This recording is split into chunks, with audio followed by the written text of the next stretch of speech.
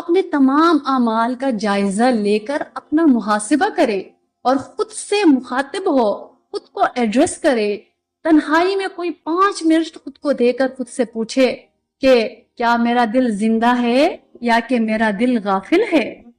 یا اللہ پاک کی رضا کوئی بھی میں کام کرتا ہوں یا میں کرتی ہوں، کیا اس میں مجھے اللہ کی رضا چاہیے یا کہ دنیا کی فکروں کا میرے اوپر حملہ ہے، اور رمضان کو پانے کی طلب میرے دل میں ہے یا اس کے لیے دعا ہوتی ہے کہ نہیں ہوتی، کیونکہ ہمارے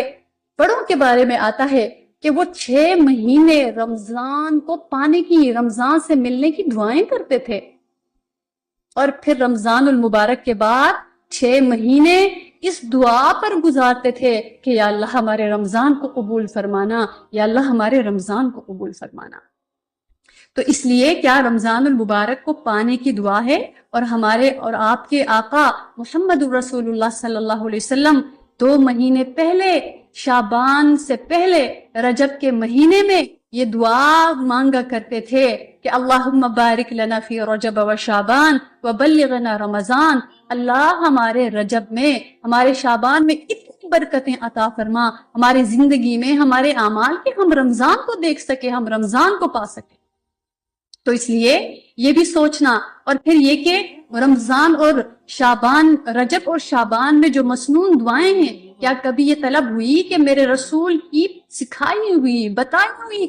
دعائیں ہیں، ان میں سے میں نے یاد کرنے کی کتنی کوشش کی، تو ان کو یاد کرنے کی کوشش کیا ہوئی ہے، اور توبہ کا خیال ہے یا کہ نہیں ہے کہ یا اللہ ہم پاک اور صاف ہو کے رمضان میں داخل ہم نے ہونا ہے، کیا اس کے لیے ہم نے توبہ کی ہے یا کہ نہیں کی، اور امانت کا خیال ہے کہ نہیں ہے، چاہے زبان کی امانت، آنکھوں کی امانت، کانوں کی امانت، ہاتھ پاؤں کی امانت، مال کی امانت، کسی نے کوئی راز کی بات کی اس کی امانت، کیا ان امانتوں کا خیال، کیا ان کا رکھا گیا ہے؟ اور جو اللہ رب العزت نے ہمیں وجود دیا، یہ سب سے بڑی امانت ہے، اس کا کتنا خیال رکھا، اس گناہوں سے کتنا بچایا، میں نے اپنے چہرے کو کس قدر بچایا، اپنی آنکھوں کو کس قدر بچایا، اپنی زبان کو کس قدر بچایا، کیا اس کی کبھی فکر ہوئی ہے، کبھی اس کی طلب ہوئی ہے کہ ہم اپنے باغ کو سجاتے ہیں، ہم پودوں کی کٹنگ کرتے ہیں، ان کی سجاوٹ کا خیال رکھتے ہیں، لوگ ہمارے دل گھر میں آئیں گے، ان کو خوشی ہوگی